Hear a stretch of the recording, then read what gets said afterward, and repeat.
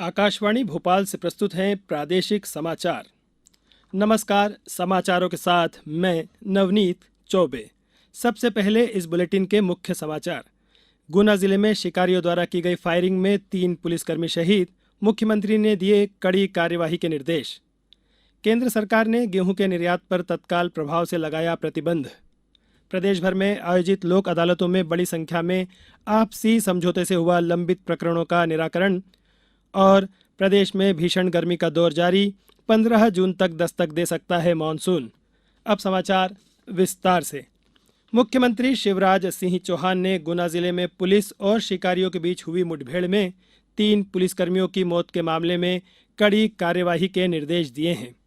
उन्होंने आज भोपाल में पुलिस के आला अधिकारियों के साथ बैठक कर इस घटना की विस्तृत जांच करने और घटनास्थल पर विलंब से पहुंचने पर ग्वालियर अंचल के पुलिस महानिरीक्षक को हटाने के निर्देश भी दिए हैं। मुख्यमंत्री के निर्देश पर आईजी अनिल शर्मा के स्थान पर श्रीनिवास वर्मा को ग्वालियर रेंज का नया आईजी बनाया गया है। हमारे गुना संवाददाता ने बताया कि जिले के सगा बरखेड़ा क्षेत्र में बीती रात वन्य प्राणियों के शिकार की सूचना पर पुलिस बल रात को यहां गया था।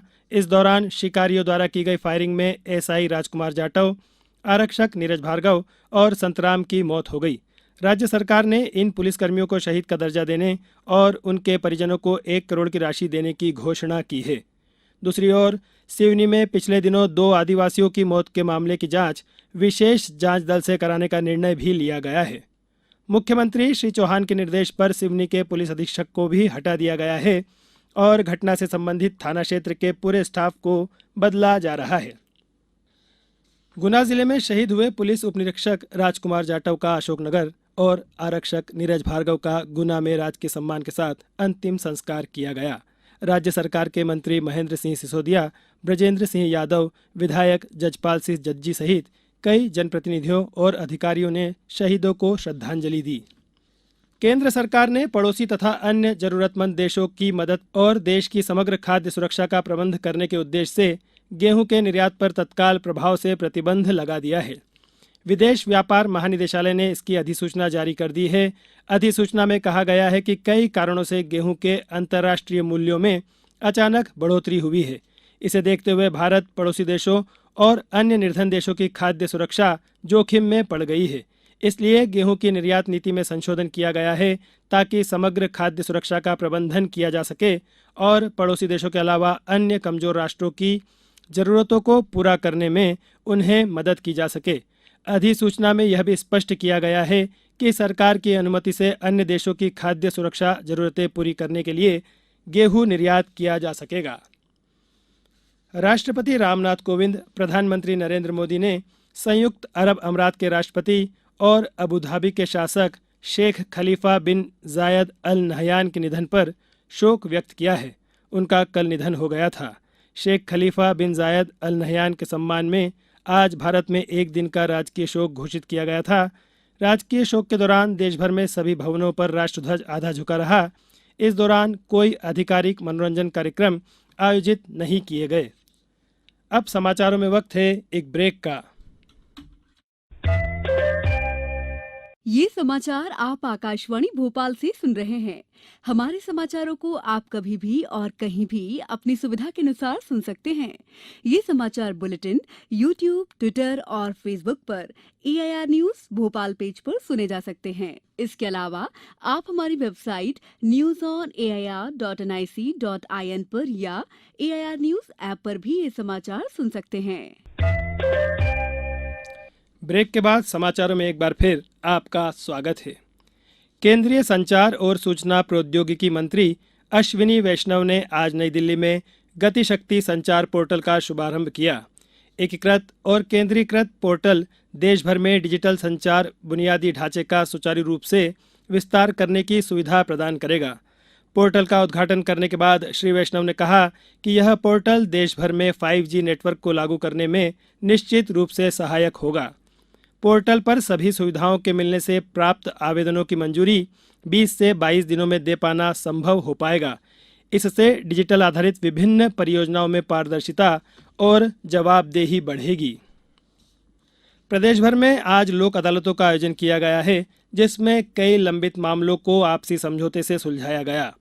इन अदालतों में लंबित आपसी विवाद, घरेलू हिंसा, बिजली चोरी, चेक बाउंस, बैंक रिकवरी, दुर्घटना दावा, भू अर्जन के साथ ही संपत्ति कर के प्रकरणों का बड़े पैमाने पर निराकरण किया गया।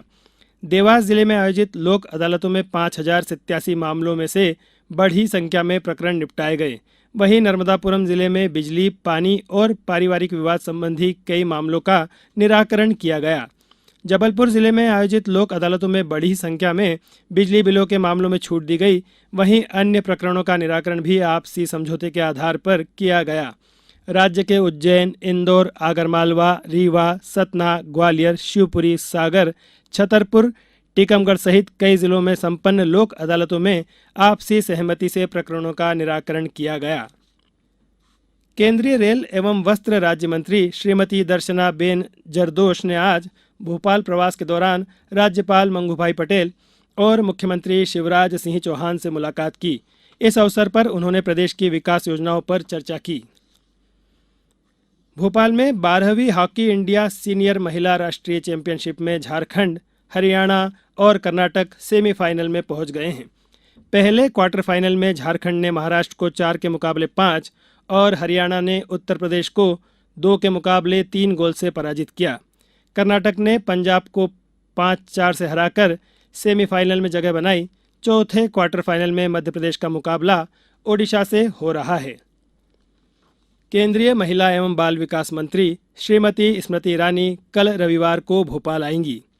वे सीहोर में आयोजित भाजपा महिला मोर्चे के राष्ट्रीय प्रशिक्षण शिविर में भाग लेंगी। श्रीमती ईरानी शाम को राज्यपाल मंगूभाई पटेल और मुख्यमंत्री शिवराज सिंह चौहान से भी मुलाकात करेंगी। आईपीएल क्रिकेट में अब से कुछ देर बाद 7:30 बजे पुणे के एमसीए स्टेडियम में कोलकाता नाइट राइडर्स का मुकाबला सनराइजर्स हैदराबाद से होगा। आईपीएल में कल खेले गए मैच में पंजाब किंग्स ने रॉयल चैलेंजर्स बेंगलोर को 54 रनों से पराजित किया था। प्रदेश में भीषण गर्मी का दौर जारी है। राजधानी भोपाल सहित राज्य के कई जिलों में तापमान 43 डिग्री के आसपास रहा। मौसम विभाग ने कल राज्य के कई जिलों में लू चलने और तापमान में उतार चढ़ाव की संभावना व्यक्त की है। दूसरी ओर दक्षिण पश्चिम मानसून के इस महीने की 27 तारीख को केरल पहुंचने की संभावना है। इस वर्ष केरल में मानसून का आगमन सामान्य तारीख से पहले हो रहा है। केरल में दक्षिण पश्चिमी मानसून आमतौर पर 1 जून को पहुंचता है। वहीं मध्य प्रदेश में 15 जून तक मानसून के पहुंचने की संभावना जताई जा रही है। अब कुछ समाचार संक्षेप में। मुरैना जिले के बामोरा में एक कपड़ा फैक्ट्री में आग लगने से 1.5 करोड़ से अधिक के नुकसान की खबर है। शहडोल जिले में समर्थन मूल्य पर अब तक 1,70,000 क्विंटल गेहूं की खरीदी की जा चुकी है। गेहूं खरीदी का काम 16 मई तक चलेगा। मुख्यमंत्री कन्या विवाह योजना के तहत आज बुधनी विधानसभा के पिपलानी गांव में 400 जोड़ों का सामूहिक विवाह आयोजित किया गया। खंडवा में 23 और 24 मई को 2 दिवसीय जिला स्तरीय निःशुल्क स्वास्थ्य मेला आयोजित किया जाएगा। अंत में मुख्य समाचार एक बार फिर। गुना जिले में शिकारियों द्वारा की गई फायरिंग में 3 पुलिसकर्मी शहीद। मुख्यमंत्री ने दिए कड़ी कार्यवाही के निर्देश। केंद्र सरकार ने गेहूं के निर्यात पर तत्काल प्रभाव से लगाया प्रतिबंध। प्रदेश भर में आयोजित लोक अदालतों में बड़ी संख्या में आपसी समझौते से हुआ लंबित प्रकरणों का निराकरण। और प्रदेश में भीषण गर्मी का दौर जारी, 15 जून तक दस्तक दे सकता है मानसून। इस बुलेटिन में बस इतना ही। नमस्कार।